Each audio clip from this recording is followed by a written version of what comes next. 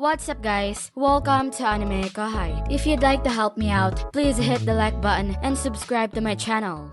Acting as the guardians of Masayuki, their disciplined formation and unyielding stance were a testament to their strength. The largest contingent was the over 1,000 elite soldiers chosen from the chained Titan army. Dagura, now serving as acting king, took charge as the commander-in-chief, with Basara as his steadfast second-in-command, ensuring strong leadership.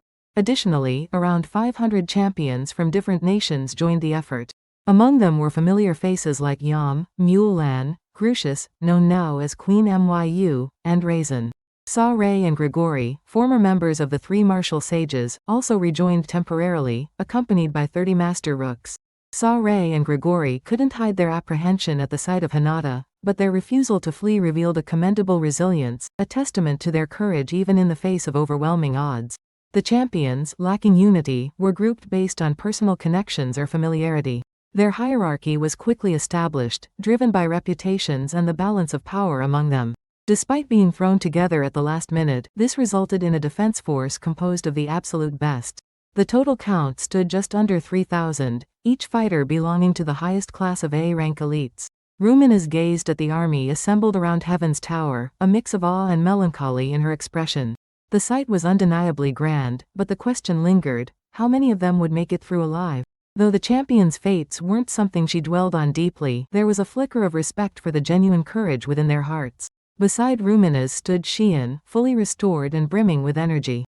Since her recovery from Veldora's mysterious fertility paradox, Xian's power had surged to the point where even her remarkable abilities couldn't stabilize it completely. No problem, just don't let him die. Ruminez couldn't help but question the logic behind Xian's bold proclamation. There was no foundation for her confidence, no evidence or logical reasoning. Instead, it was pure belief, a conviction born from stubborn determination. Xian's words were less about reason and more an unyielding insistence. This is how it's going to be. It has to be. It will be. It was a declaration of sheer willpower, unbound by logic. Ruminez found herself drawn to Xian's spirit. In moments like this, there was no room for pessimism. Even Ruminez believed that it was better to face the unknown with hope for the future, rather than succumb to despair in the present. Regardless, Ruminez couldn't help but be intrigued by the exchange between Xian and Adelman. So, we could use the Immortal Legion as bait. Oh, that's not going to work. Why wouldn't it? Well, I think I've been reincarnated, actually. Hearing this, Ruminez focused her attention on Adelman. Sure enough, he had indeed undergone reincarnation. While she was aware he had merged with Venti during the clash with Fen, she had assumed he remained largely unchanged. That assumption turned out to be incorrect. The small dragon perched on Adelman's shoulder was now a modified form of Venti. Essentially, Adelman had moved beyond his original skeletal form. This transformation extended not just to him but seemingly to the entire Immortal Legion as well. This peculiar development was an unexpected side effect of Veldora's fertility paradox. The undead, previously considered anomalies, had apparently been reverted to their original states. How is something like that even possible? Even Ultima, who usually appeared indifferent to such matters, seemed genuinely puzzled. If a primordial demon found it perplexing, it had to be a truly extraordinary phenomenon. Whether losing their immortality was an improvement or a drawback was a matter of perspective. However, in this situation, those among them who were below A rank were no longer significant enough to contribute effectively in battle. Instead, they were assigned behind-the-scenes roles, assisting in evacuations of the Holy City and the Giants, distributing food, and organizing relief efforts. With only a few days remaining until the war would begin, preparations moved forward methodically and with growing urgency. Volume 21 Interlude. The Insect Lord. Zelanus was in the midst of recovering from his injuries. These weren't wounds from his clash with Milam, but rather a result of undergoing life reconstruction. Peliod's demise had been an unforeseen occurrence, but despite this slight deviation, it posed no real threat to the overarching plan. For Zelanus, Peliod's death was a foreseen event. All insectars were fundamentally extensions of Zelanus. Peliod had created them under his authority, ensuring that even after his death, their power would flow back to him. Normally, this energy would have returned to Peliod first, transforming him into a super-enhanced being. However, with Peliod gone, the energy returned directly to Zelanus, triggering his life reconstruction. This process was hardly a concern for someone like Zelanus. He had even consumed himself using the Devastator virus. He cultivated his subordinates' power, absorbed their essence, and grew stronger. The larger his family of insectars became, the more his own strength, knowledge, and experience multiplied. This symbiotic growth was the core of his ultimate skill, Sephiroth. Zelanus had anticipated that Zes might one day surpass his progenitors. He had been prepared to relinquish the title of Sephiroth if he managed it. Yet, that possibility never came to pass. Zes had ultimately perished, becoming sustenance for Zelanus. It may not have been ideal timing, but the moment was ripe enough. This thought left Zelanus feeling satisfied. His power brimmed within him, leaving him invigorated. For the first time in ages, he felt truly whole, as though all his potential had been restored. Now, he was dozens of times stronger than when he had first come into being. Even compared to his battle against Milim, Zelanus was far more formidable. His existence value had exceeded 1 billion, elevating him to a transcendent level, surpassing even the might of a true dragon. But this newfound strength was still insufficient. There were more of his children scattered across the world, thriving. He intended to absorb their power as well, aiming to ascend to even greater heights. Zelanus stood tall. Let's move. He spoke softly to the empty expanse above, then turned and began his march forward. Volume 21, Chapter 2, Dungeon Erosion. Dino felt completely miserable. Feldway had ordered him to conquer Ramirez's labyrinth, and even though they'd barely started, Dino was already sick of it. All he wanted was to grab Pico and Gracia and make a run for it. But rebellion wasn't an option. Feldway's commands were absolute, ignoring them wasn't something Dino could afford to do. That bastard is really getting on my nerve. Dino thought bitterly. His frustration wasn't just with Feldway, it was also with himself. But Feldway wasn't the only one Dino found unbearable. At the front of their group, moving with irritating enthusiasm, was Vega. Hey, watch out for traps, will you? Vega had done it again. His recklessness triggered a hidden switch, releasing a massive boulder that came crashing down the sloping path. It was such an obvious trap given the terrain, but Vega's carelessness set it off anyway. Dino's patience with Vega's antics was wearing dangerously thin. Dino's thoughts drifted back to how this nightmare of a mission started. Thanks to Mai's abilities, their group had been instantly transported to Tempest. Standing before the labyrinth, Dino, Vega, Mai, Pico, and Gracia exchanged uneasy glances as they prepared for a final briefing.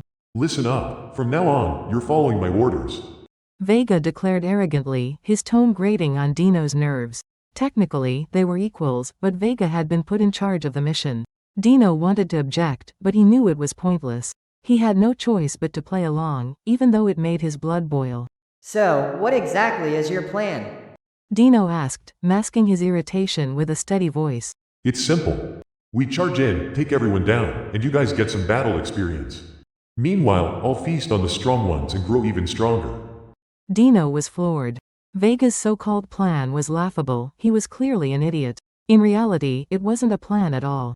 Vega intended to use Dino and the others as pawns to deal with the grunt work while he hogged all the rewards for himself. It was selfish and completely impractical. Unable to stay quiet any longer, Dino confronted him. Hey, don't get carried away. That labyrinth isn't something you can just stroll through. I know it might sound like I'm making excuses for failing to conquer it, but trust me, it's insanely dangerous in there. Dino took the opportunity to express his genuine concerns.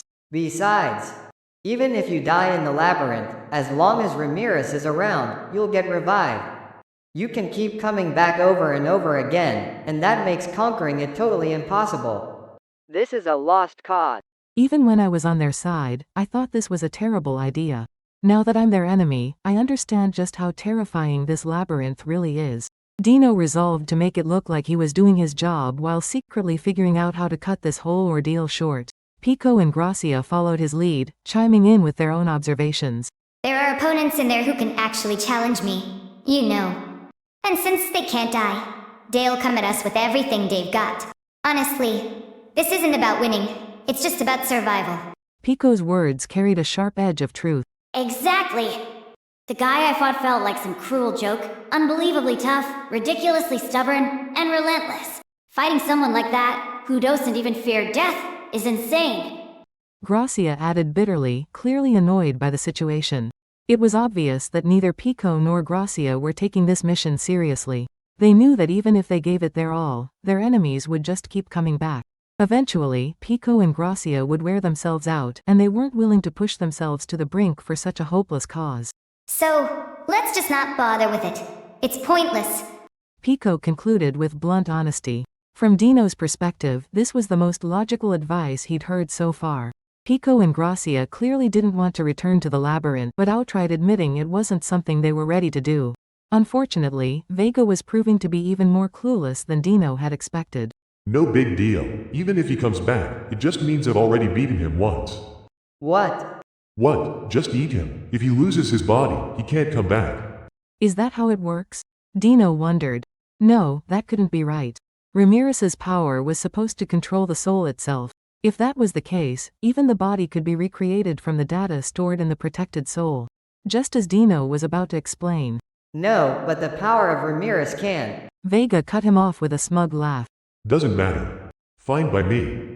I can absorb the abilities of anyone I eat, so even if he comes back, I'll just beat him even easier next time, won't I? Vega's nonchalant tone only made Dino more irritated.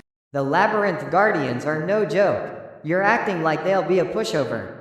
Dino fumed inwardly at Vega's blind overconfidence. This is why I can't stand ignorant idiot. It's not an issue. Vega dismissed flatly. No problem at all. If you're so worried, I'll just create some minions for you with evil dragon spawn production. As long as there's enough food, I can make 4 at once. Hearing this, Dino felt an overwhelming urge to stomp the ground in frustration. Vega's unshakable confidence was downright infuriating. Why does he never listen to me? Dino wanted to scream at him, but Vega held all the power. Feldway's control left no room for arguments. Resigned to the situation, Dino and the others had no choice but to follow Vega's lead.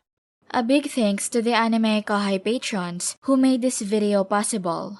Jared Bressler, Speed Saber, Curtis Loban, Judah Herrera, Just a Guy, Miss L.W. Hernandez, Jason Martin, Zach Rosen, Jerry Sladek, Ray Perez, Jay, Donald Williams, Day of Light, John M, Godman Gaming, Markithian Tidwell, Adrian, Kumo, T. Bush, Kirisoto Sama, JV, Thomas, Joshua Cousins, Jose Hernandez, Khalid, Christian Deshazer, Divine C. Harris, Montyboy 98, Ruben, Yuki Iki, Gray, Isaac, Koala King 93, Quilly Buckner, Alver, Normal Defate, Joshua Andrade, Gary Miles, Dragon Spawn 666, J. Rule, Nate, Leiron Sangkap, Lucas Guet, Jason Martin, Sky T, Andre Hamilton, Martin Ramos, Emperor WSA, Miko Espinosa, George Hage, Gobi Lin, Pratik Bandari, Faiz Mansour, Jackson Early, Carl Stefan Bernadal, Gareth Hashimoto, Steven Madison, Marl Barsha, Ralph Ignacio, Efrain Hernandez, Luca Gaming WTF, William Locke, Kamal Luke, Akshay Devate, Elvin Quarty, Ian Sikibiol, Thanakorn Lee Sawat, KACP9R, The Harv, Drayden Yamauchi, Joshua Wolf. Thank you so much for helping out. I'll see you guys in the next video.